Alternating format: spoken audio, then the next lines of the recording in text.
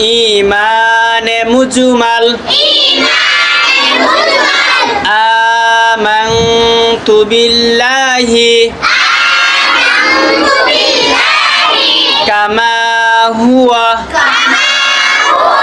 বিআসমাইহি ওয়া সিফাতিহি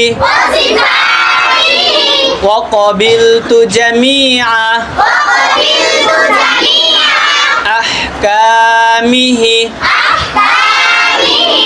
ঈমানে মুজমালের অর্থ